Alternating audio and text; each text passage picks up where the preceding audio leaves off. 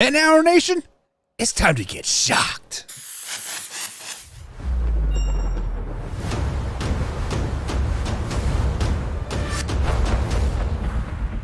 And what is up, Man Hour Nation? Michael Buckhouse here with the Man Hour. We start every morning with the Daily Shocked, and today's Shocked is no different. It's a little bit of controversy this, a little bit of that, a little bit of bing, bada boom, bada bing, ba ba ba ba.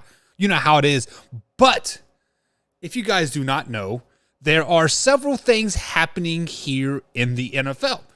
The Kansas City Chiefs are looking to possibly get a new stadium. The Buffalo Bills are getting a brand new stadium. But I was trolling the old Twitter webs and YouTubes and whatnot, watching other shows and interacting with them and whatnot. Nick Wright has a YouTube show now, which is kind of surprising to me, but whatever. He says if the Kansas City Chiefs move to Kansas from Arrowhead Stadium, that he would no longer be a Kansas City Chiefs fan. You heard that right. If Kansas City Chiefs move to Kansas and a brand new stadium, he will no longer be Kansas City Chiefs fans. Well, guess what, Mr. Nick Wright? We don't want you as a... Back up. He did put a disclaimer on that. He said he would no longer be a Kansas City Chiefs fans until Patrick Mahomes leaves the Chiefs, and then he would no longer be a Chiefs fan. So therefore, that tells you we don't want Nick Wright on our fandom duel stuff anyways. Let's just be flat out honest about that. But to say that you will no longer support a team because they switch states, we're right there on the freaking state line. We're literally like 15 minutes from Kansas anyways, right? And when you look at Arrowhead right now, it's literally in the middle of the freaking cornfield. They have a Taco Bell across the street, and then they have a Cocoa Keys or some indoor water park hotel that's it's dungy and nasty anyways. Of course they want to move from Arrowhead. Yes, it is the loudest stadium in the world, but you know what? The fans make it, not that stadium. Build a brand new stadium, make it more ergonomical or whatever it's called to make that noise get down in there like they did at Sporting KC Park. I mean, come on. But come on, guys, to no longer be a fan because a team decides to change stadiums, switch states or whatever. Get over yourself, Nick Wright. Get over yourself. But Man Hour Nation, are you ready for the best damn radio show on the planet? Man Hour Nation, rise up.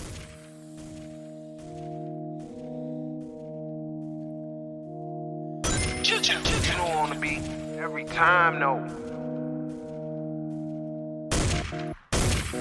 I would like to personally welcome you to Man Hour After Dark. Say that thing. While I bring you the host, Mike, Buck, and Cone. You know who's coming to the stage. Sports talk than what you about to hear right here. I second that. Go.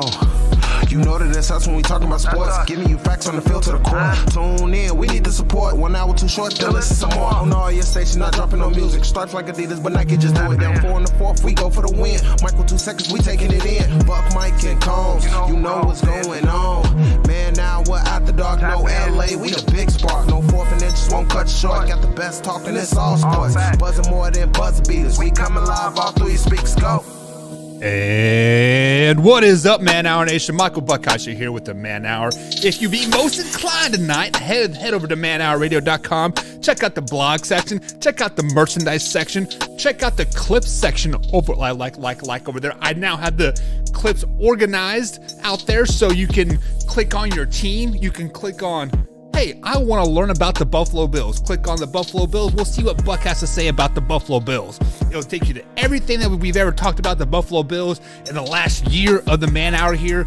And guys, we got a mediocre show for you today. I can't bluff. No, I'm kidding, guys. I always try to put on the best damn sports show out there. I do got my man Beastie Combs coming up here on hour number 2 on the phones. Excited to talk about, or to talk with him, not about him, talk with him. Coming up here, we got a great interview that Combs did with Bob Picozzi. He was a voice of NCAA sports for a very, very long time. Combs sat down here with him for about a half hour, 45 minutes. So guys, sit back and buckle up for that. We got that interview coming up here in about a half hour right here on the Man Hour. We got top 5 offseason moves that I think so far that have happened the first couple weeks of the NFL free agency. What else do we got here? What do we got here? We got Factor Crap. Today is Thursday, April 7th here, 2022. We got Fact or Crap coming up. I got 6 Factor Craps lined up. And then, of course, we're going to talk to Combs at 7:15 East Coast time right here on youtube.com/Man Hour about some opening day, because today is opening day. So happy opening day to everybody that is, Major League Baseball fans. So we got some burning questions to ask Combsy and whatnot. And guys, man, I am fired up. I mean, Thursdays are like by far the best day of the week. Let's just be flat out honest, because when you sit back and you think about it, Thursdays, you're over that hump, right? You can see the end. You can see the light at the end of the tunnel, and you get the most work done at work. It is the most productive work day of the whole work week, because once you come to Friday, you're like, oh, the weekend's here. I'm not going to do crap all day. Once that noon hits, I'm done. But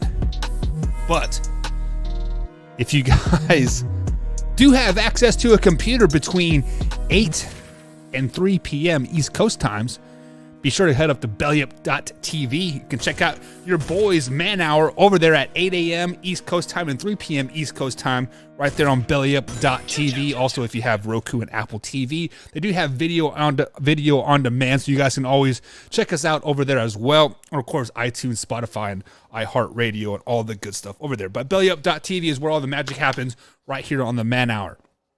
But let's get the show started, boys and girls, ladies and gentlemen, and everybody with a butthole, so we don't offend anybody, right?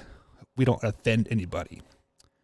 Some big news happened in the NFL yesterday after some stuff started leaking out that Stefon Diggs was unhappy with his contractual obligations in Buffalo. Shortly after that, boom. Hey, man. The Buffalo Bills said, hold my beer. Stefon Diggs, let's give you $70 million guaranteed. The deal is up worth to like $107 million with incentives, but $21.1 million on a sign-on bonus with an extra, $50-some million guaranteed money. So he is guaranteed $70 million with the Buffalo Bills over the next several years when he signed his contract extension. Man, well, first things first, man, is where are all these teams getting to pay these players, right? Because Josh Allen is going to be up for a pretty big contract here. They just gave Von Miller $120 million. They give Stefon Diggs $100 million, right? So the Buffalo Bills are building to win right now. This is a good signing for them. Stefon Diggs is a hell of a wide receiver. Let's flashback when he was with the Minnesota Vikings. He did some out-of-this-world stuff. It is absolutely crazy, some of the stuff that he was able to do. Let's think of the miracle catch, right? When he one-hand that thing out of the air and ran into the end zone to beat the Saints. I mean, it was just crazy stuff that he is able to do. But for the Buffalo Bills to lock up Stefon Diggs for the next several years, with Josh Allen still in his prime, Stefon Diggs still in his prime, and his high-flying offense, they are definitely trying to build a championship or win a championship right now in Buffalo. So if you are a Buffalo Bills fan, you guys should be very, very excited. Yes, I dogged on the Von Miller signing here, but this Stefon Diggs signing is actually very, very big. I got a freaking splinter in my hoodie. That's weird. But, yeah, I mean, this is great for the state of New York, the city of Buffalo, and the western part of New York in general, right? You guys are getting a $700 million stadium. You got Josh Allen locked in. You got Stefon Diggs locked in, and you have a team that's built to win right now. They are doing everything they can to, bring a championship to the Buffalo Bills organization.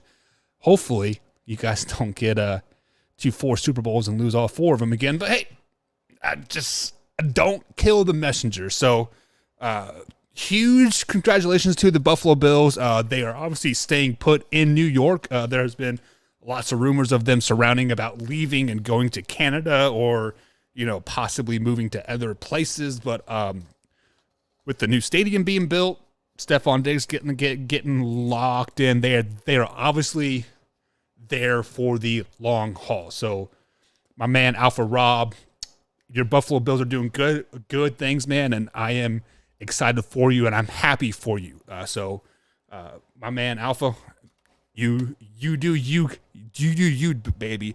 So this offseason has been really exciting, right? That mean the Buffalo Bills are making big moves. The Miami Dolphins made a semi-big move, right? We talked about the worst 5 moves earlier this week. One, signing Aaron Rodgers, losing Devontae Adams, right? And we're not going to go through all of them because I don't have the list in front of me. But right now, I'm going to give you guys the 5 top moves that I think have happened so far in this NFL free agency, this offseason period before the draft, right? We are 2 weeks away from the draft, 3 weeks away from the draft. So it's going to start to die down a little bit here, I think. But so far, these are my top 5 moves so far in this NFL offseason. Top move number one. Obviously, it's got to be Deshaun Watson to the Cleveland Browns. Basically, anybody that was going to get Deshaun Watson was going to be the best move of this off season. It didn't matter if you gave up 15 picks or 2 picks. This was the best move. Deshaun Watson is a top 5 quarterback in the NFL. Deshaun Watson instantly makes your team better. Now, slow it down, Browns fans. I'm not saying you guys are going to the Super Bowl by any means, but definitely makes your team much improved. So Deshaun Watson has never had a team like this around him before.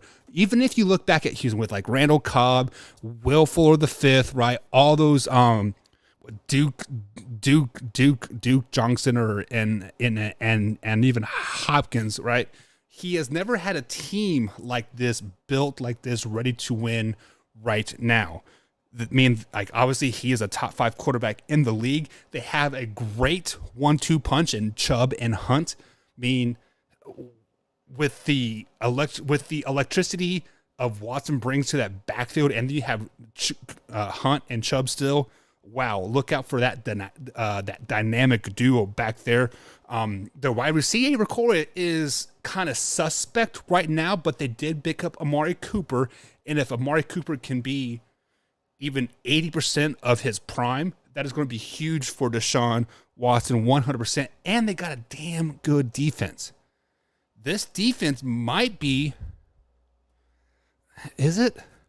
Let's sit back and ponder this. Is this the best defense in the AFC North right now? Obviously the Pittsburgh Steelers have T.J. Watt and that whole crew, right, is pretty good. The Ravens are obviously historically known for their defense, but I don't think they're the best. The Bengals are there-ish. If they add Tyrann Mathieu, maybe. We'll talk about that later. So the Browns might have the best defense in the AFC North. And then you add a quarterback like Deshaun Watson on that team. It's a very, very good move. It is a great move. It is the best move of this offseason so far. Browns fans, I still got to tell you guys, pump your brakes a little bit. You are not going to win the Super Bowl. You probably won't even make it to the Super Bowl, and you'll be lucky to get past the first round of the playoffs, but it's still a great move. It is still a great pickup for build long-term longevity. But this is also the biggest this Deshaun Watson trade obviously is so high risk, but it's also high reward as well. Meaning, what is the risk? Well, what if Deshaun Watson isn't like his self when he was in Houston, when he was at the MVP level with that 3-win team, right? He was great, right? Let's say he only lasts 2 years there. You guys gave this man $240 million, and I believe the dead cap hit is like $80 million if he doesn't like play out his contract. So very, very high risk. but there is a lot of upside as well. Is it a Super Bowl upside? Not this year, not next year. They have to do well in the draft, and they have to get some wide receiver help. Like Amari Cooper is a great piece, additional. Too bad it wasn't 5 years ago. That is all I'm going to say with that one right there. Now, number 2. Best free agency move number 2 is Davante Adams to the Raiders. Now, we spoke yesterday how bad the Packers were by losing Davante Adams. That makes his Raiders pickup that much better the Davante Adams is that much better for the Raiders. They only gave up a first round and a second round pick for Davante Adams. That is not life-changing one way or the other, because let's just be honest, the Raiders are not very good at drafting anyways. They will draft 15 receivers in the first round and they'll cut them all like the next year. That's just the Raiders' MO at the end of the day. So for only giving up a first and second round pick for a player like Davante Adams, the best receiver in all of NFL, great job on that pickup. I mean, it is absolutely amazing. And to team up with Derek Carr, yes, it is a good deal. But on the flip side of that coin, this is Derek Carr's final year of the contract, of his contract. And Josh McDaniels says they're nowhere close to extending Derek Carr. So this trade might come back and bite them in the ass because, they don't have a lot of money. But we'll talk about that in Factor Crap coming up here in just about a half hour right here on the Man Hour. Now, off-season move number 3. This is the third best off-season move, and it wasn't really an off-season move. It was just somebody coming back, right? It was Tom Brady retiring and then unretiring. Why is this so great? Because the Tampa Bay Buccaneers were starting to lose a lot of players, right? They obviously lost Rolo Jones. I think that's what his nickname is, like Rolo, right? But it's Jones. He signed with the Kansas City Chiefs, right? Chris Godwin was testing the free agency market. Yes, the Buccaneers gave him a big contract. It was $100 million, wasn't it, if I'm not mistaken? And then, Leonard Fournette was looking to move, and who knows what Mike Evans was going to do. I know he was locked in, but people were jumping ship. And then Tom Brady says, I spent enough time with my kiddos. It is time to come back and play some football. So that was the third best offseason move so far, was Tom Brady unretiring. By Tom Brady unretiring, that instantly puts the Tampa Bay Buccaneers back in the Super Bowl conversation. Instantly puts them back in the Super Bowl conversation. If Tom Brady isn't the quarterback of that team, they're probably a 500 team. Depending on what quarterback they got, if they're going to go with Blaine Gabbert or they drafted Kyle Trask, right? If they would have got somebody in free agency, Jimmy G, or Mitchell Trubisky was obviously out there too. So it depends on what quarterback would have landed there, but they would have been a 500 team, a sub 500 team. They would have been 8-9 at best. So with Tom Brady coming back, it instantly puts him in Super Bowl contention. Probably second, third best team in the NFC, behind the Packers and 49ers. So, that obviously is the third best move of this off season. Now, this is where it starts to get a little bit tricky, right? Just a little bit tricky. Number 4 is the LA Chargers. They got Khalil Mack. Now, I like the move on paper. You team him up with Joey Bosa. You boast up that defense with a high-flying AFC West offense, right? The Denver Broncos got a lot better with Russ, possibly. The Raiders are good with Davante Adams. You still got the Chiefs, so you really need to boost that defense aside, and adding Khalil Mack a player like Khalil Mack definitely helps your pass rush, right? And it helps take double teams off of Joey Bosa as well. So I do like this move if Khalil Mack can perform like we are used to seeing him perform, not last year, but the previous years. Like last year, I was not very impressed with him. I don't know if he just lost his drive, lost his will. Maybe the double team started to wear him down, but I was not impressed as much as I was like previously. Now, is that because you start to expect so much out of a player, and when he just does a little bit less, you're like, oh, what happened to him, right? I mean, that could definitely be it. But this is a great move. This is the fourth best move of the 2022 NFL offseason is Khalil Mack to the LA Chargers. Now, number 5. When you think of this move, we all see the surface. We see Pro Bowl Tyreek Hill go to Miami, right? I don't think that is the fifth best move this offseason. The fifth best move was Kansas City trading Tyreek Hill. Why? They got 5 draft picks in return. 5 draft picks in return. They also signed Juju Smith-Schuster. They also signed MSV, right? And then they had the ability to move up in this year's draft and to get a wide receiver like Tyreek Hill in this year's draft. There are several of them that have his speed, have his capabilities, but better route running skills. We are in the world right now where your team is going to have a 3 to 4 year window to win a lot of games, win playoffs, win Super Bowls. You have to be able to draft well and win almost instantly.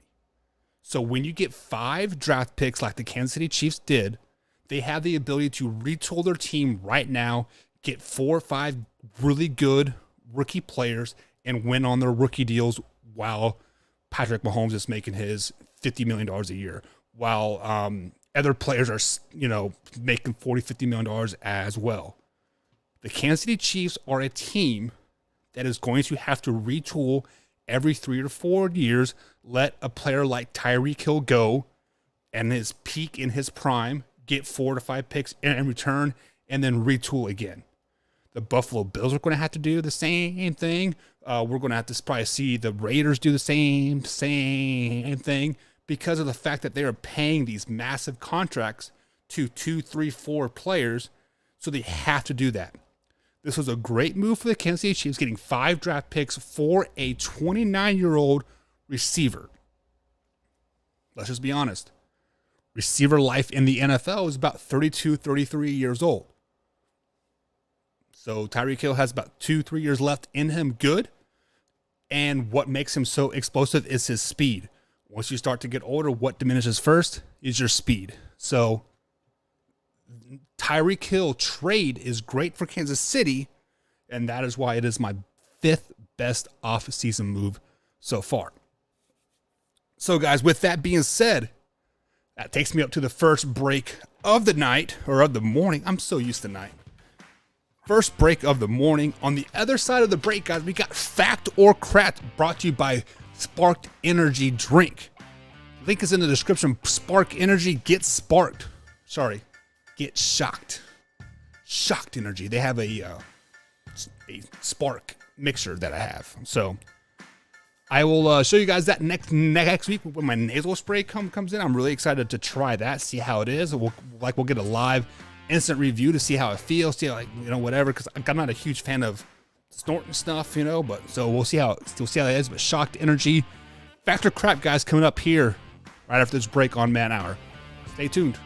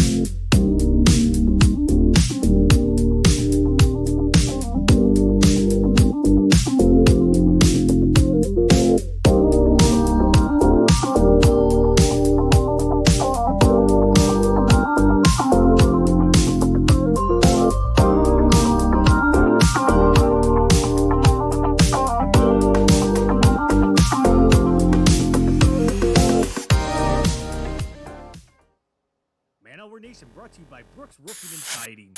Contact them at 812-868-7663 or online at brooksroofingin.com.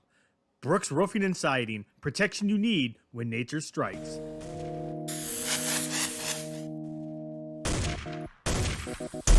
And welcome back to the Man Hour, guys. Michael Buckeister here with the Man Hour. You can find me on the old Twitter machine at manhour_buck. Of course, you can go to manhourradio.com. Check out the merchandise page, guys. Support our show. You can get a hoodie, you can get a hat, you can get a t-shirt.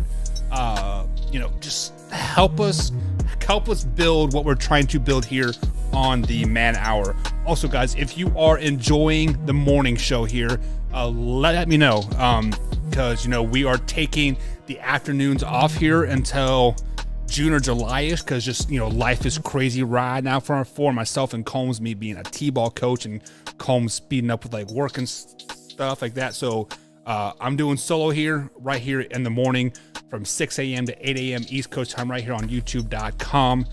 So guys, as my man Rule the Jungle is in the set, like he says, how are you liking the solo stuff, Buck? I'm getting adjusted to it a little bit, right? Obviously doing a solo show is very hard. You have to talk to yourself, interviews and like all that stuff, but obviously the interaction in the comment section helps a lot. So if you guys are watching this, share it. Get more people in here.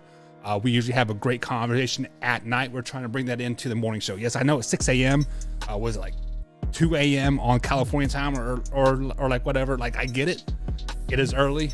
So, but yeah, jump on board here. So you can find me on Twitter at manhour_buck. And of course, you can find Man Hour Radio Show at manhour_sports on Twitter as well. But this is where we get all of our ways or no ways. Ain't no time for that. Factor Crap and Would You Rather is on the Twitter machine. So tweet at me at manhour_buck and give me a hashtag fact or crap. And Factor Crap is basically just what it is. You give me a statement and I'll let you know if I think it is fact or crap. Pretty cut and dry, pretty simple, right? So the first Factor Crap of the morning here, Tyrann Mathieu. So obviously Tyrann Mathieu is a free agent right now. He used to be the Kansas City Chiefs strong safety. Very, very locked down guy for the Kansas City Chiefs, like the leader on and off, like off the field. He's not trying to troll the fans on Twitter, but we digress from that. This Factor Crap. Tyrann Mathieu makes any team that he goes to instantly better. Wow. Any team that he goes to makes them instantly better. I'm going to say crap on that. I do like Tyrann Mathieu. I have a Tyrann Mathieu jersey. I love the Honey Badger on the Kansas City Chiefs. He did great things for us on the Kansas City Chiefs defensive side of the ball when he was in there. But he is what? 29, 30 years old, right? He did not stay healthy for us last season. The previous year, he had like a little bit of injuries as well. So I feel like the injury bug is starting to creep up on him a little bit. Also, on the flip side of that, we're now in week 3 of NFL off season, and nobody has signed him yet.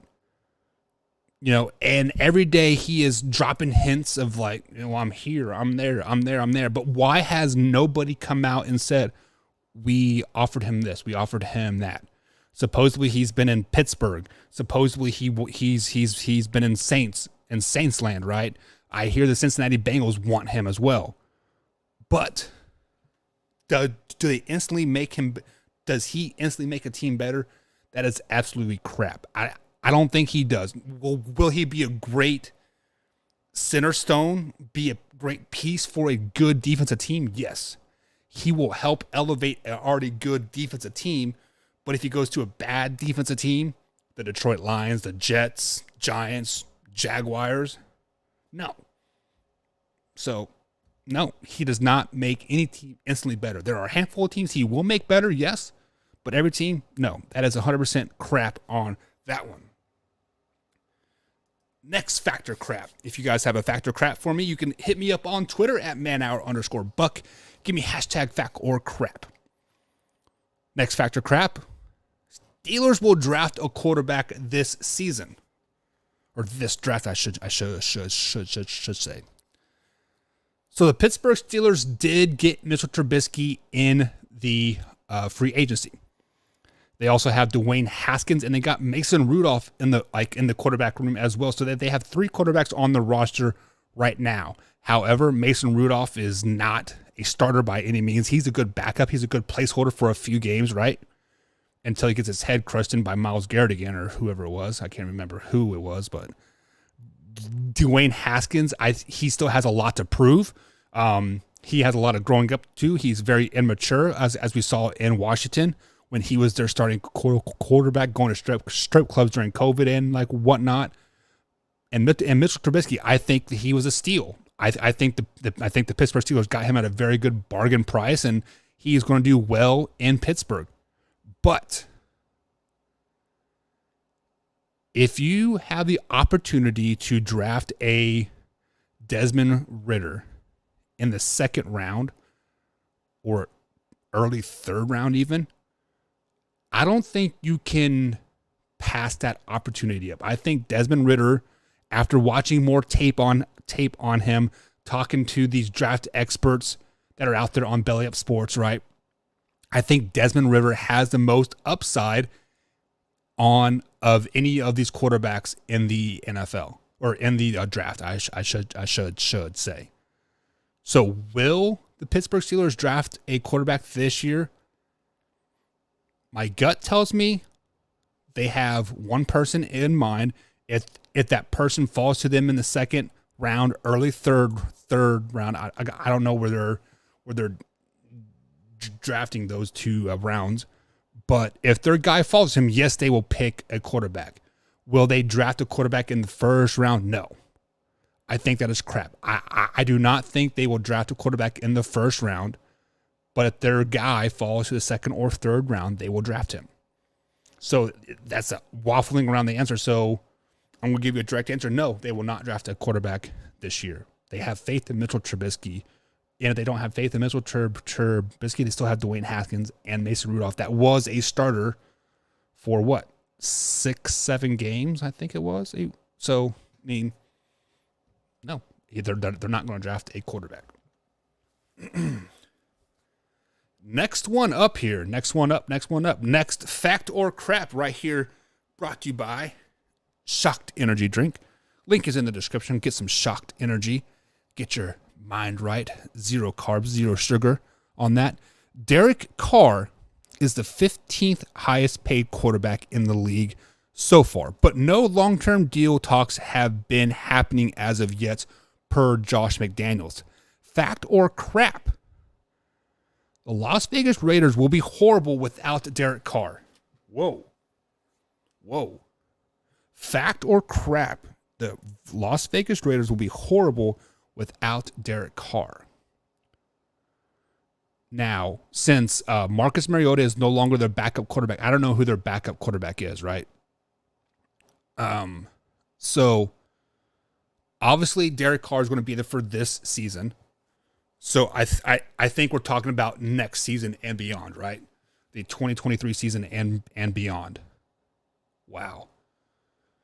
I think Derek Carr is the most underrated quarterback in the whole NFL. More underrated than Matthew Stafford and Matt Ryan and Carson Wentz. I think he has gotten better each and every year he has been with or in the NFL, but every year he gets bombarded with trade rumors, John Gruden not liking him, and now Josh McDaniels not liking him either. So it is very, man, to say that the Raiders will be horrible without him, it depends if they go with the rookie quarterback or if they are looking for a veteran. Jimmy G comes to mind because Jimmy G will be playing for the San Francisco 49ers this year. But next year, his 2-year contract with the no trade clause will be expired, and they drafted Trey Lance, right? So Jimmy G, I think he would fit well in Raider land with Josh McDaniels. You know, They have some history, right? Wow. I'm gonna go with crap. I don't think the Raiders will be horrible without Derek Carr. They will probably be right where they're at right now because I think they almost have a plug and play offense like built around him with Devontae Adams and I can't think of their running back name right now, but they have a lot of core pieces built around in that offense, and you can plug and play a quarterback. So I'm going to go with crap. I think they will still be their 8-9, 9-8, 8 cells without Derek Carr. So crap. Oh man, guys, for some reason I'm just kind of weird today. Oh well. Next crap or crap. Next fact or crap. Coming up here. This is pointed toward Arizona Cardinals here. Since Kyler Murray has removed all of his forms or all of his associations with the Arizona Cardinals on social media, the Arizona Cardinals will draft his replacement this year in the draft. Ooh. Man. There are a few Kyler Murray-ish quarterbacks in this year's draft, right? Malik comes to mind, the kid from Liberty.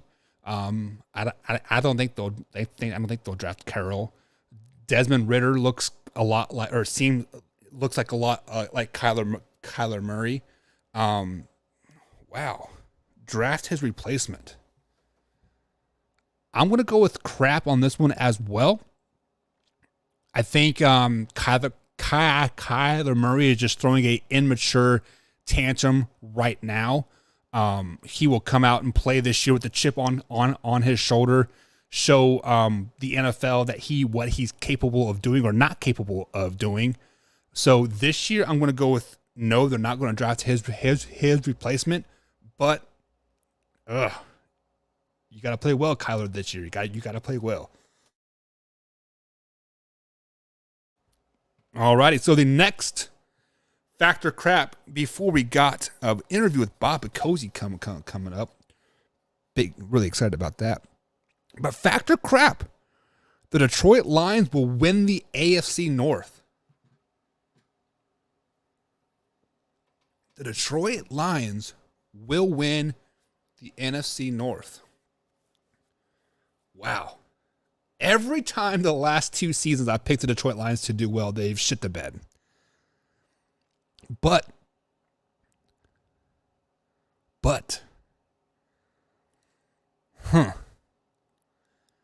the Green Bay Packers did not get better this offseason so far. They're transitioning to a running game or whatever it is. That's completely stupid. The Chicago Bears are not going to be good. The Vikings, they got a new coach, so I don't know what to quite expect from them. They still have a pretty good quarterback in Kirk Cousins. They have JJ. They have the running back slip in my mind there too, man. I'm pulling a Combs this morning. The Detroit Lions will win the NFC North. Factor crap. Wow.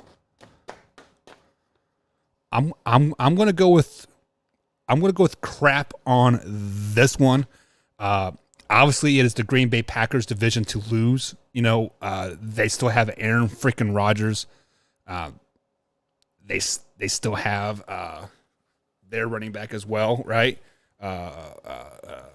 Adams. Man, I'm gonna go with crap. I'm gonna stick with it. And I'm going to go out on a limb, a way too early limb, a way too pre-early limb here. But I think the Minnesota Vikings win the NFC North this year. So crap. The Detroit Lions do not win the NFC North. They do not win the NFC North. So crap to your statement there. So guys, that is going to be it for fact or crap. Brought to you by Shocked Energy. The link is in the description if you guys want a low calorie or 0 calorie, 0 sugar energy drink. people like me that have high cholesterol, we need to bring that cholesterol down. We need to cut back on the sweets and sugars and like all that stuff. Shocked Energy is a perfect way to do that. But guys, we are going to go take a quick break. On the other side of the break, we got the interview with Bob Picozzi. Sit back, relax, enjoy, guys. We'll be right back. Commissioner Cooper from TSS Fantasy. We are the fantasy show of the people. That means we give the people what they want. Expert fantasy advice, leading medical and legal analysis, free contests, and innovative games to keep you entertained. Watch us live with the Tiki Live app on the Belly Up Sports channel, subscribe to us on YouTube, or follow us on all social media platforms. Visit TSSFantasy.com today for all the latest updates from the fantasy show of the people. We put the fun in fantasy. Yeah! I use mayo over sour cream, yeah. Right. That's because you have high cholesterol. Okay. If you drafted Julio Jones, You got ghosted.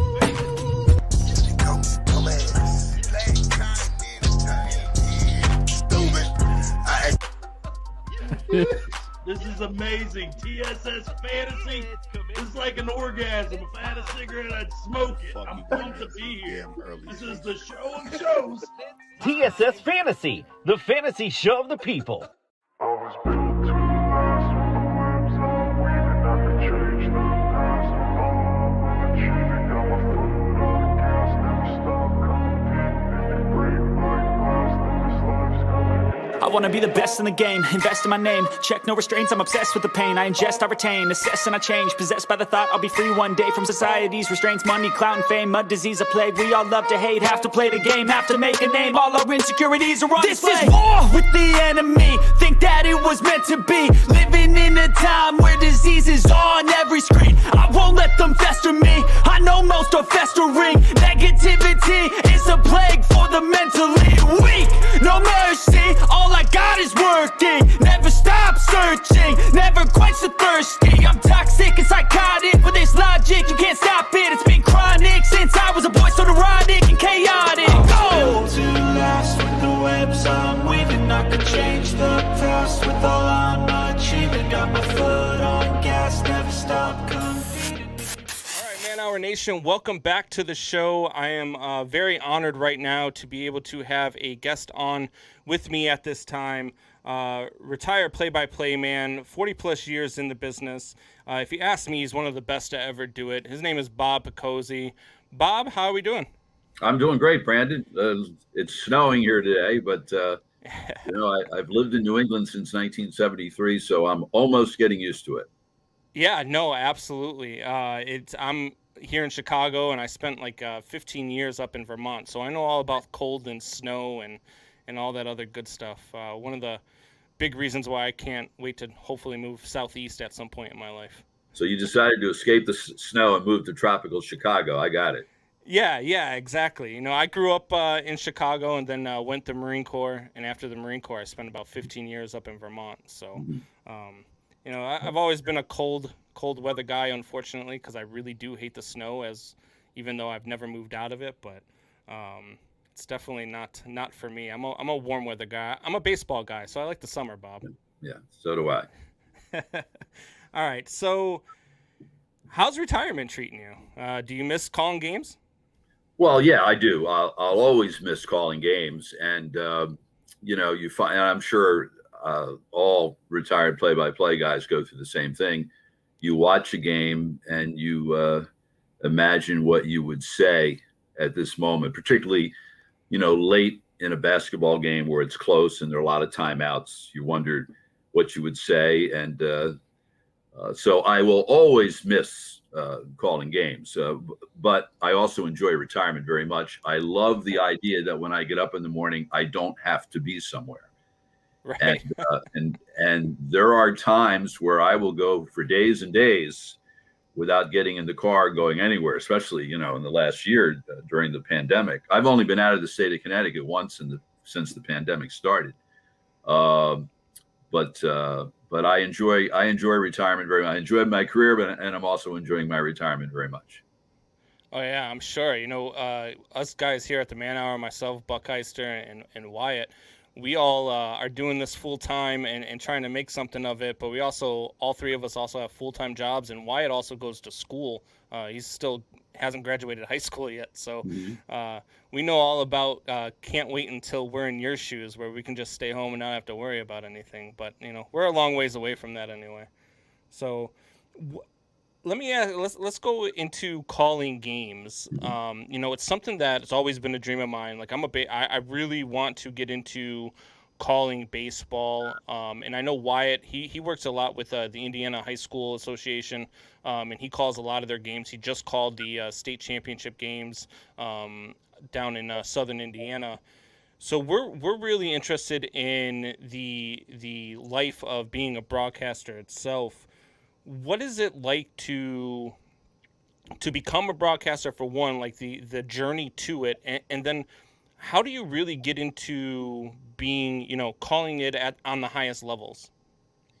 Well, it helps if that's what you always wanted to do, and it's what I always wanted to be. I always wanted to be a Major League Baseball player, but then when I realized that was not going to happen, then I decided to shift gears. And then I decided I want to become a play-by-play announcer. And I was 10 years old when I made that decision. And I never outgrew the dream. And everything that I did after that was with the idea of chasing that dream. Probably the most important decision I made was the decision to attend Seton Hall University because of the reputation of its campus radio station, WSOU. So I went there and was heavily involved in the radio station for 4 years. I got a chance to call 60 games while I was a student.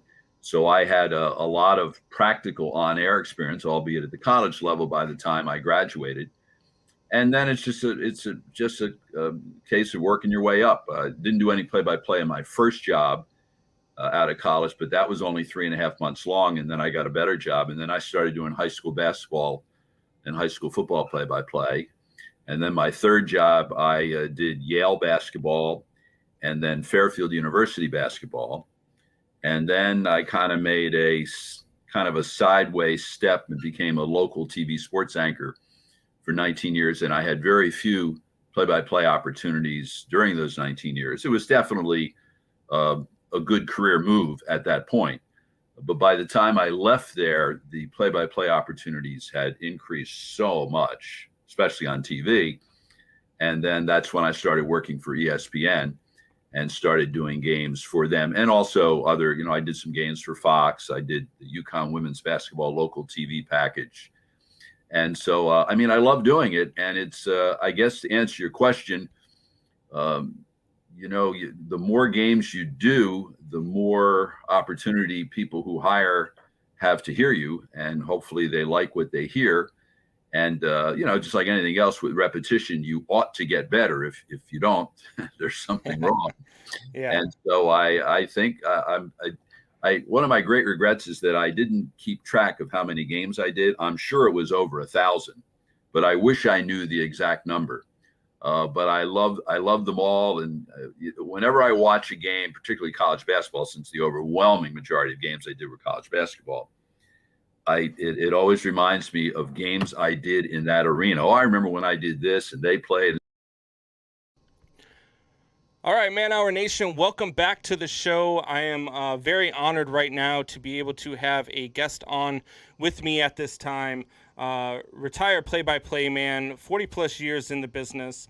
If you ask me, he's one of the best to ever do it. His name is Bob Picozzi. Bob, how are we doing? I'm doing great, Brandon. It's snowing here today, but I've lived in New England since 1973, so I'm almost getting used to it. Yeah, no, absolutely. I'm here in Chicago, and I spent 15 years up in Vermont, so I know all about cold and snow and all that other good stuff. One of the big reasons why I can't wait to hopefully move southeast at some point in my life. So you decided to escape the snow and move to tropical Chicago. I got it. Yeah, exactly. I grew up in Chicago and then went to Marine Corps, and after the Marine Corps, I spent about 15 years up in Vermont. So, I've always been a cold weather guy, unfortunately, because I really do hate the snow, even though I've never moved out of it. But it's definitely not for me. I'm a warm weather guy. I'm a baseball guy, so I like the summer, Bob. Yeah, so do I. All right, so how's retirement treating you? Do you miss calling games? Well, yeah, I do. I'll always miss calling games, and you find. And I'm sure all retired play-by-play guys go through the same thing. You watch a game and you imagine what you would say at this moment, particularly, late in a basketball game where it's close and there are a lot of timeouts. You wondered what you would say, and so I will always miss calling games, but I also enjoy retirement very much. I love the idea that when I get up in the morning, I don't have to be somewhere. Right. And there are times where I will go for days and days without getting in the car, going anywhere, especially, in the last year during the pandemic. I've only been out of the state of Connecticut once since the pandemic started. But I enjoy retirement very much. I enjoyed my career, and I'm also enjoying my retirement very much. Oh yeah, I'm sure. Us guys here at the Man Hour, myself, Buckheister, and Wyatt, we all are doing this full time and trying to make something of it. But we also, all three of us, also have full time jobs, and Wyatt also goes to school. He's still hasn't graduated high school yet, so we know all about can't wait until we're in your shoes, where we can just stay home and not have to worry about anything. But we're a long ways away from that anyway.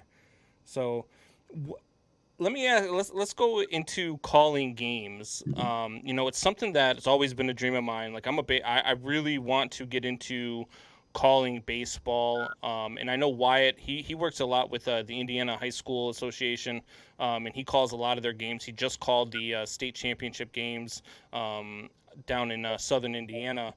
So we're really interested in the life of being a broadcaster itself.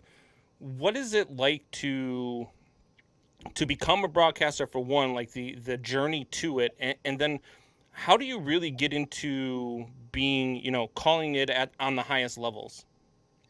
Well, it helps if that's what you always wanted to do, and it's what I always wanted to be. I always wanted to be a Major League Baseball player, but then when I realized that was not going to happen, then I decided to shift gears.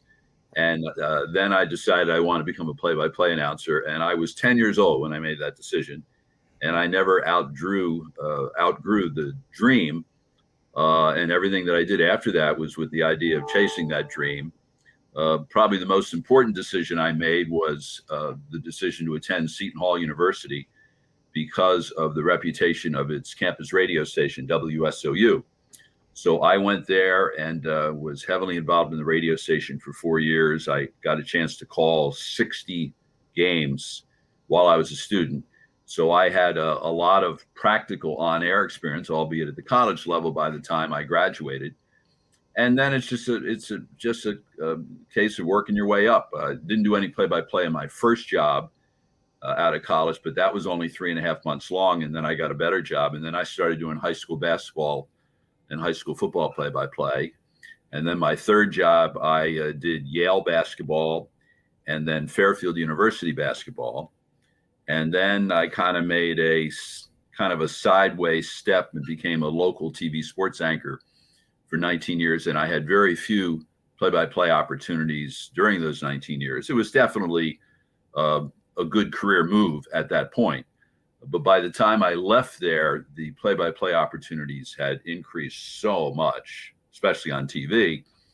And then that's when I started working for ESPN and started doing games for them. And also other, I did some games for Fox. I did the UConn women's basketball local TV package. And so, I love doing it. And it's, I guess, to answer your question, the more games you do, the more opportunity people who hire have to hear you, and hopefully they like what they hear. And just like anything else with repetition, you ought to get better. If you don't, there's something wrong. Yeah. And so I think one of my great regrets is that I didn't keep track of how many games I did. I'm sure it was over 1,000, but I wish I knew the exact number. But I love them all. And whenever I watch a game, particularly college basketball, since the overwhelming majority of games I did were college basketball, it always reminds me of games I did in that arena. Oh, I remember when I did this and they played and that kind of thing. And I have a pretty good memory, and all of those memories are very warm ones. Yeah, so that is what Wyatt is on the trajectory of. So Wyatt started out, really early. His sophomore year of high school, starts calling games, and he knows that that's what he wants to do. Me, on the other hand, I've just always been a sports junkie. And, after high school, I went into the Marine Corps. And then after that, I became a carpenter. And I always had this, this little dream of wanting to just do sports all the time, talk sports like I am now. But, I'm going to be 40 next month, Bob. So I'm a little late to the game. I've got some, a whole lot of growing to do. This man-hour gig has been absolutely phenomenal. We are doing great things with it. But in order to get there and call games at the highest level, you probably really do have to start early, don't you? Well, it helps, but again, I made the so I told you I was in local TV for 19 years. Yep. And then I left local TV because they didn't renew my contract. So they kind of they forced my hand. It was really the first and fortunately only time my career was ever at a crossroads. And I was 46 years old, and I had a lot of radio play-by-play experience. I had done, I don't know, maybe 20, 25 games on TV during those 19 years at the local TV level. But, I was taking a gamble at that point. I decided I didn't want to continue doing that. Right. Didn't want to continue being a local TV sports anchor. And I wanted to get back to my first love, which was play-by-play. So I picked the brains of at least 50 people to ask them whether they thought that was a realistic goal, given my age. And the feeling was unanimous. I mean, I've known Bill Raftery forever. Bill was hired as the coach at Seton Hall when I was a junior, and I did the games for the student radio station. So I've known him since then and have stayed in touch with him since then. And so I remember out of all the advice I got, his probably resonated the most. And he said, with your experience and your talent and your contacts, and all three of those are equally important, said you absolutely can do it. And he said, you'll probably find that it'll take a while to grow. But the more people who hear your work, the more people will want to hire you. And that's exactly the way it worked out. So again, I made that jump. It's not that I didn't have any play-by-play experience, but I was 46 years old when I made that jump into doing TV play-by-play. In hindsight, I wish I did it much earlier, because I think I would have had a chance to, first of all, I would have had a chance to enjoy so many more years of doing play-by-play. And I probably, there's no doubt in my mind, I would have a chance to ascend a little bit higher on the ladder. The best way to start is to do it at the local high school level, and to understand that you're not going to make much money.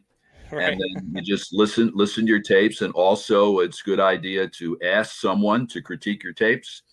Mm-hmm. And when I was a senior in college, you're bemoaning the fact you're about to turn 40. I'm amused. On June 4th, I'll turn 70. And I'm a Jersey guy. So if you're my age and you wanted to become a play-by-play announcer, and you're from New Jersey or New York or Connecticut, there's a real good chance your hero, your idol, was Marv Albert. And he was mine. I was always a Rangers fan. I was never a Knicks fan, but I used to listen to Marv all the time when he was only on radio. And my college roommate senior year said, why don't you send Marv a tape and see if he'll critique it? And I said, what, are you out of your mind? Why would he do that? He says, what do you have to lose? The cost of a stamp, and you don't get your tape back.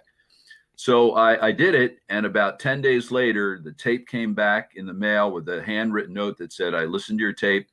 If you want me to go over it with you, call me at this number at such and such a time. And I did. And he spent about 20 minutes on the phone with me, and it was great. Oh, wow. And I can remember to this day some of the things he told me. And so, as you can imagine, if he did that for me, he had no idea who I was, he must have done it for everyone. Right. So I decided at that point, if ever anyone thinks that I have anything to say that might be of some value to them, I will always do it. And that's been my mantra ever since then. And people all the time, they're asking me if I'll watch or listen to their tapes, and I do, and I give them some critique, and they and from doing it for all these years, you get pretty good at recognizing things, and where they can prove this is good, this is not so good, and that kind of thing. But the only way you get better is to listen to your tapes and to hear what you're doing and to hear things. Probably the greatest mistake you make is you tend to be repetitious, saying the same thing over and over again, whereas you could use a different word or words to describe the same thing and not be so repetitive. But the only way you're going to find that out is by watching and listening to your work. That's great information. And for me, that's very very encouraging to hear, because I really thought that I was starting late in the game, but to hear that there's still a shot to do things at a high level, it's very encouraging. Well, let me just point this out, Brandon, and you being in Chicago now, you'll appreciate this.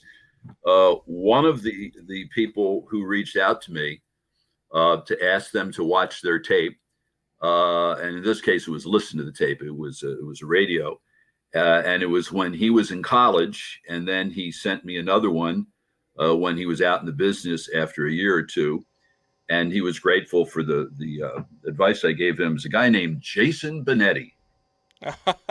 Okay, yeah. And it's funny what a small world it is. I referenced my college roommate, John Hugelmeyers from Towson, Maryland, and John's nephew was a student at Syracuse and was a very good friend of Jason. And one time over a long weekend, or maybe it was spring break, Jason came to Maryland to visit Scott, John's nephew, and John met him and he asked him what he's studying. When he found out what he was studying, he says, well, you know who you ought to talk to? You ought to talk to my college roommate, so-and-so. So Jason did, and I listened to it. And then a couple of years later, I'm doing the Big East women's basketball tournament, the semifinals at the Hartford Civic Center, and DePaul is playing UConn in one of the games. And I'm at the morning shoot-around for DePaul, and after the shoot-around, you meet with the coaches. And I've known Doug Bruno forever, and Doug said, Bob, do you mind if our radio play-by-play guy sits in on this conversation? And I said, no, not at all. And he says, Bob, this is Jason Benetti. And I didn't even know that Jason was doing the games. So, and then Jason and I wound up working on the same team at ESPN. So, I'm always willing to do that. And I strongly recommend people who are just starting out in the business that they try to do the same thing, that they get someone in the business to listen to their work and offer a critique. That's great. And Jason Benetti is a fine play-by-play guy for the Chicago White Sox. I am a Chicago Cubs fan, and they actually just took a guy from our play-by-play booth, which is Len Casper, over to their side to do radio, and he's leaving TV to do radio. And a lot of the Cubs fans were upset. Obviously, he's going to the South Side. We love listening to Len Casper call games. But his preference has always been radio. Like, he's always wanted to do radio, and he felt like this was the perfect time, the perfect opportunity for him to jump over to the radio side and be able to call games. What's for you, what is the difference, or is there a preference between TV and radio, and what would you prefer to do? Well, I did a ton of radio at the beginning of my career, and then I did all TV in the last 20 years, with one exception. I did one game for ESPN Radio, and I was terrible because I hadn't done a radio game in years, and I knew the transition would be tough, and it was 10 times tougher than I thought it would be. There's no question it requires much more ability and skill to do it on radio. It's not even close. When you're making the transition from radio to TV, the most important thing you have to learn to do is to cut down on what you say, by tenfold, because you would drive people crazy if you talked as much in doing a game on TV as you did on radio. But the transition going from TV to radio, you have to remember that you have to keep talking. So this was I was doing a Florida-Georgia football game, which was a really good assignment for ESPN Radio. And it's just tough to break a 20-year habit. And, as they break the huddle, you have to lay out the offense, and how many wide receivers there are, and how many tight ends, and where they are, and is the quarterback under center, or is he in the shotgun, et cetera, and just remind you. I'm sure if I had done another game, I would have been that much better. But I can understand Len feeling that way. Now, unfortunately, and it's not the least bit fair, you are compensated much greater doing games on TV than you are in radio. So it's an interesting move that Len made, but I admire him for doing that if that's his first love. And also, baseball is a great radio sport. Yes. Baseball is a much greater radio sport than any, because of the pace of play. Baseball is my favorite sport. I love nothing more than to sit on the beach, because being from New Jersey, I love the beach, and listening to a baseball game.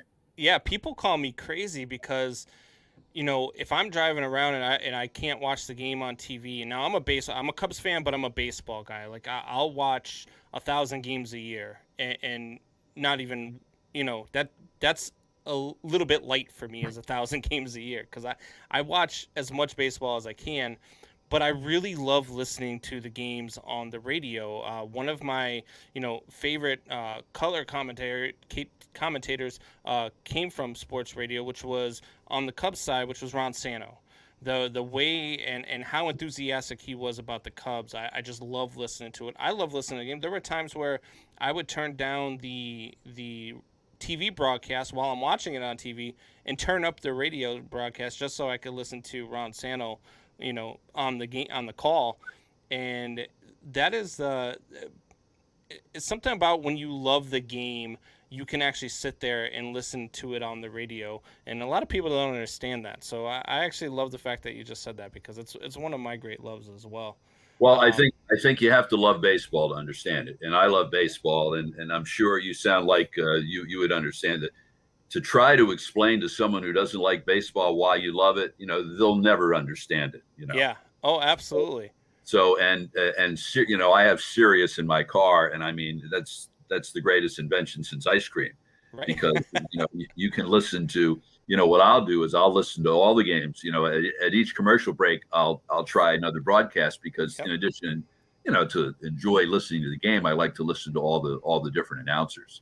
Correct. Yeah, that's the same way that I am. I love watching. So I'll watch Cubs games, and sometimes I'll flip over if I'm out of market. I'll flip over to a Cubs game and flip over to the visitors broadcast just to hear what their broadcasters are like. Right. So yeah, no, it's something that I do love. One thing about baseball, and I'm curious to hear your take about it, and we've gotten into this subject a lot here lately on our show, is the steroid era, and how the Baseball Writers Association of America are dealing with the steroid era, like not voting anybody in this year. So I'm curious to hear your take on the steroid era, because my take is that baseball made a ton of money off of the steroid era, and when their hand got caught in the cookie jar, so to speak, they kind of threw the players under the bus, and now the players are really the ones paying the price for it. I'm curious to hear what your take is on that. Well, I certainly understand why anyone, not the least of which are the Hall of Famers themselves, mm-hmm. who feel the way they do about people who use PEDs, and how it was not a level playing field. It's such a complicated issue, because if you follow the career, Barry Bonds, I don't believe ever tested positive, but I think you're not going to find many people who don't believe that he used PEDs. Right. Roger Clemens was in the Mitchell report, and certainly you're not going to find many people who didn't believe he used them. And Alex Rodriguez obviously did test positive, but I think if you follow the game closely, you have to understand they were great players before we think they started using. I mean, right. I don't believe Roger Clemens used until after he left Boston. Well, he's a pretty good pitcher for the Red Sox. He won 3 Cy Young Awards and an MVP award there. Right. But then, so that's the part that makes it difficult. You know, how do you navigate that? Were Clemens and Bonds and A-Rod Hall of Fame players, before they started using PEDs? The answer could very well be yes. Right. And if the answer is yes, I think I would vote for them. But that's why when people ask me who's the greatest at this and that, I'm going to give you two different answers. One that completely disregards PEDs and one that disqualifies people because of PEDs. Right. If you ask me who the greatest left fielder was in baseball history, if you disregard the PEDs, it was Barry Bonds. Correct. But if you want to disqualify him because we think that he used PEDs, it would be Ted Williams. And, and I would do that. I think Clemens is the greatest right-handed pitcher in baseball history if you discount the PEDs when you look at all of his accomplishments. So I don't know. I think I probably side with the Bob Costas school of thought that, I'd probably vote for them, but there should be a notation on their plaque that is applicable and that is fact-based about whatever their involvement was with PEDs. Yeah, and I'm a big. It's funny. The ball that sits over here on my shoulder is actually a Barry Bonds autographed baseball, and I'm a big fan of Barry Bonds. I think Barry Bonds is the greatest player to ever step on the field. You look at the numbers, you look at the things that he did throughout his career. I'm on that bandwagon that Barry Bonds is the greatest of all time. But then you look at like I was talking about, Baseball Writers of America not voting for these guys. It's almost like they decide who they like because there's a overwhelming majority that believe that next year a guy like David Ortiz is going to get in, and he has a positive test on his record, but he is very well liked among the media, and Barry Bonds was not for whatever reason, So I feel like, and then you look at guys like Ty Cobb who got in and their background and stuff that you hear about them, and it's almost like they're drawing a moral compass line, and you tend to wonder, where does that moral compass line stop? But well, I mean, the Pete Rose is in his own separate category because that has been the law of the land since the Black Sox scandal. Yeah. It is a rule, and the sign is on the clubhouse door everywhere. So he violated that rule. And not only does everyone know what the rule is, but they know what the penalty is that comes with the rule. Agreed. And there's a reason why since the Black Sox scandal, there's only been really one person that's been involved and linked with betting, right? And it's right because it's a deterrent, and the deterrent has worked. Ty Cobb, I'm sure what you're referring to is a pretty good indication through history that Ty Cobb was a racist. Yep. Well, being a racist doesn't directly affect. Look, there's no one on earth I despise more than racists, but that doesn't affect what you did on the field. Using steroids does. So I'm not so sure I agree with you with the popularity or the unpopularity. I don't know who would be. I don't know who would be a good case. The problem with Andy Pettitte was very popular with the media and very popular with the fans. The problem is his Hall of Fame credentials are borderline anyway. Personally, I would vote for him because he's got 18 postseason wins, which is the most ever. And he played on 5 championship teams. And also he is, I'm pretty sure about this. I think there are only 2 pitchers in baseball history who finished 100 games over 500 and who are eligible for the Hall of Fame, who are not yet in the Hall of Fame. And they are Roger Clemens, and we know why, and the other one's Andy Pettitte. So, Pettitte hasn't received any significant support so far. I'm not suggesting that Pettitte's resume is anywhere near as great as Clemens' resume, but I don't think you're going to find anyone who says, well, I'm not voting for Pettitte because I don't like him, because Pettitte was universally liked. And, the way he handled it, he fessed up. He said, yes, I did it. This is why I did it, to rehab from an injury.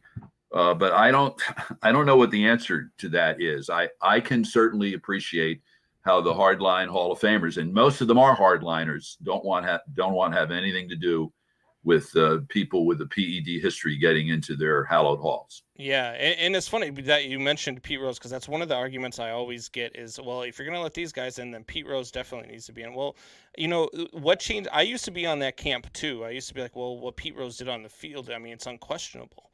But the gambling on the game, what changed my mind was actually a conversation with one of his former teammates, and he said, look, he's never getting in, and he shouldn't be in because he gambled on the game, and it's the one rule that we all know, and he broke it. So that's kind of what changed my mind, was that view of it. You know, and I think the steroids era is just a different topic, and it's a debate that is going to go on forever, I'm sure. But you know, I guess we'll see. Time will tell whether or not these guys get in. I believe that they should be in. Others believe that they shouldn't be in, and ultimately, I don't get a vote. So that's the one thing that remains to be the same, is I don't get a vote, so I don't get to say who gets in. So before I let you go here, I do want to get back into your times as a play-by-play guy. I got a couple of fun questions I'd like to ask you. First and foremost, what is your favorite memory calling a game? Well, I don't think that there's a definitive answer to that question. So I'll answer it two different ways. I had done, as I said, games on local radio at the beginning of my career. And then when I went to work for ESPN, I did games on a regional basis. Back then, the Big East Network, the games were produced by ESPN Regional Television in Charlotte, and they were just that. They were regionally televised. They would always be in the markets of the two participating teams, and they would frequently be on in other Big East markets where the team in that market didn't have a game that night. They might be on as many as 40 different TV stations, but they weren't nationally televised. And the first time that I did a game on national TV was an NCAA. I also did a lot of women's college basketball. Was an NCAA women's basketball tournament game, a second round game at the University of Texas in March of 2002. And as I was walking into the Irwin Arena in Austin that night, I was well aware of the fact that this was the first time I was going to do a game that was going to be on nationally. It doesn't change the way you prepare, nor change the way you call the game. And I never once thought about it once I was on the air, but it kind of hit me as I walked into the arena. But probably the most memorable game I called, I did the America East Men's Basketball Championship game for a number of years. And it was a Stony Brook at Albany game. And the America East is one of these leagues where they play the championship game on the home floor of the higher seed of the two finalists. And it's the atmosphere is off the charts. Right. Because it's obviously a one-bid league. You either win the conference championship game and go to the NCAA tournament, or you go home. You know, there's never going to be an America East team that's going to get an at-large berth in the NCAA tournament. So Albany had a player from Australia named Peter Hooley. And Peter, between the time he signed his letter of intent to go to Albany and the time he actually left for school, his mom was diagnosed with cancer. So at first, he didn't want to go. But she convinced him to go. Don't worry about it. You know, I'll be fine. I'll get the treatments. You know, your dad's here. Your sister's here to take care of me. I'll be fine. So he went off to school. And then I think it was his senior year. I'm not 100% sure about that. His mom started her condition took a turn for the worse. And his dad said, you know, I think you better come see her. So he took a leave of absence and he went home and he essentially sat vigil in her hospital room for 14 days. And then she passed away. And then he took a little more time off. And this is during the basketball season. And then he decided it's time to go back to school. And his dad and sister went with him because they felt he would need that support system. And they didn't stay very long because they saw that he had another family, the Albany basketball team and the coaches and the student body who all knew about it. And he had a tremendous support system there. So they went back home. So now fast forward, it's the conference championship game, and his team is losing by 2 points, and he hits a three-pointer from the top of the circle with 3 seconds left to win the conference championship game and send them to the NCAA tournament. And the students stormed the floor, and someone had an Australian flag and draped it around him. And I did the game with Tim Welsh, the former Iona and Providence college coach. And Tim interviewed Peter on the floor, and he's got the Australian flag around his shoulder. And the shot wasn't clean. It was a rim rattler and went in. And he said, I think my mom, you know, helped with a little body English there to send it in. And it was just, so it was the whole scene. You know, I think we did a pretty good job. setting up the storyline early in the broadcast and then having to revisit the storyline when he made the game-winning shot. So for those reasons, that was memorable. It's the America East is always the first championship game that's played on that Saturday before Selection Sunday, and there are about 15 conference championship games that are played that day, and so ESPN has games wall to wall, and they at halftime and between games they're going to the studio, and they must have played that highlight 20 times over the course of the day. Yeah. And so then the next day, they had Peter on live and everything. So that was an unforgettable moment for me. Yeah, that's one of those moments that every time you see it gives you chills, or hear it gives you chills. Those are always my favorite sports moments. For me, it's always going to be the last out of 2016 World Series. Like I still get tears when I watch it, just because But those stories are always my favorite. Now, the last question I want to ask you before you get out of here might be the toughest question I've asked you since we've been on. Who was the color analyst that you had the most fun with during your career? Well, that's not tough at all. I mean, first of all, I had fun with a lot of them, but the one that I had the most fun with was Bill Raftery. Okay. And it has everything to do with the fact that I've known him forever. And it was interesting. Of course, Bill was at the very top of the food chain. As you know, he does the Final Four for CBS. So he always did games for Big East, for ESPN and CBS. And then when the Big East fell apart and rechristened as a new league, Fox got the TV rights. So since he had been so closely identified with the Big East throughout the history of the league, first as a coach at Seton Hall and then as a broadcaster, he decided he wanted to continue doing Big East games. So he left ESPN and he now does games for CBS and Fox. And for whatever reason, in his final year at ESPN, they assigned him to work with me for 3 games. And it was a blast. The games were a blast. The night before was a blast. And, I was an ESPN radio sports center anchor for 18 years. And first 14 years was during the show Mike and Mike. So one time Bill was a guest on Mike and Mike, and the format changed over the years. But for a while, they would go to a commercial break, and out of the break, they would have my sports center, and then Golick and Greenberg would come back on. So Bill was the guest in the next segment. So my sports center aired, and then they came on, and they welcomed in Bill Raftery, and Bill had been on hold. He was on the phone, and on hold you hear programming. So he heard me in the sports center. And so they welcomed him in, and he said it was nice to hear my old friend Bob Picozzi. And this is like at 6:20 in the morning or 6:40 in the morning. And he said when Bobby was at Seton Hall, the only time he was ever awake at this hour was when he was just getting in from the night before. And so, which first of all is only partially true. And talk about the pot calling the kettle black when it comes to that. But it was so much fun doing games with Bill. He's one of the greatest guys I've ever met. I still stay in touch with him all the time. He's been great to me throughout my career. He's helped me in many, many ways. And so getting a chance to do a couple games with him was just an absolute blast.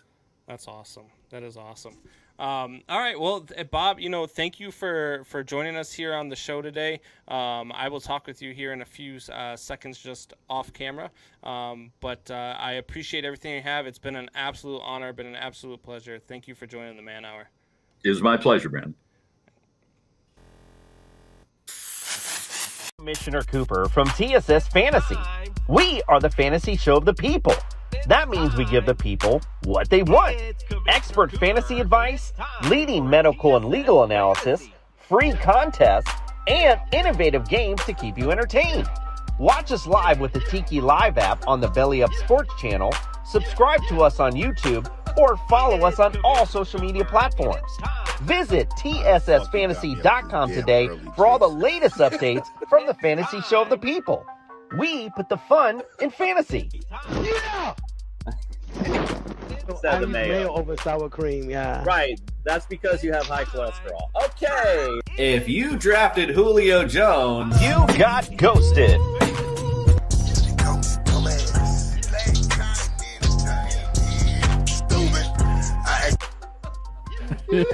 This is amazing. TSS Fantasy is like an orgasm. If I had a cigarette, I'd smoke it. I'm pumped to be here.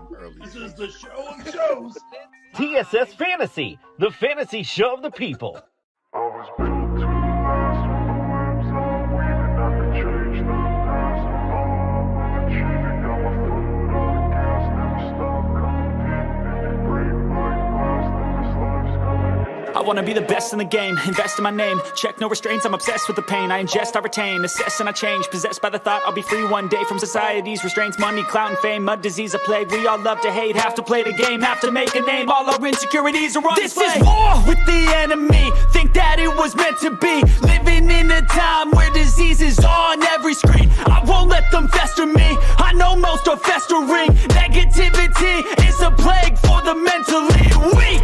No mercy, all I got is working. Never stop searching, never quench the thirsty. I'm toxic and psychotic, with this logic you can't stop it. It's been chronic since I was a boy, so neurotic and chaotic. Go! To last with the webs I'm weaving, I could change the past with all I'm achieving. A comment made after the White Sox Astros game last night that the Astros possibly could be cheating again. Ryan Tepera after the game said you just have to look at it. You have to look at their swing and miss ratio at Minute Maid compared to their swing and miss ratio on the road. So I did. And their swing to miss ratio at home compared to on the road, when they are on the road, they have 400 over the season, over 400 more swing and misses on the road. That's a lot. That is a lot. That's an average of about 6 per game. But that's a lot. And maybe there's something to it. Maybe there's something to it. Maybe it's not trash cans this time. I have heard, people talking about whistling. The Yankees had actually said something about whistling coming from their dugout earlier in the season. The Oakland A's took exception to maybe some whistling from the dugout coming from the Oakland A's this season. There's something to it. 400 more swing and misses on the road than at home. That is a ton of swing and misses. And then Dusty Baker wants to come out today and say, well, if you're going to accuse me, you gotta look at yourself. No, Dusty. We have to look at the team that just got caught for this last year. The reason why you're the manager is because of this scandal. And it's still the same players. You wouldn't be the manager of this Houston Astros team if it wasn't for the fact that they all got a deal and got out of trouble for snitching on everybody who was doing it. And then the managers took the brunt of the blow. It's atrocious. And there's absolutely 110% something to it. Just look at the numbers. That's the eye test.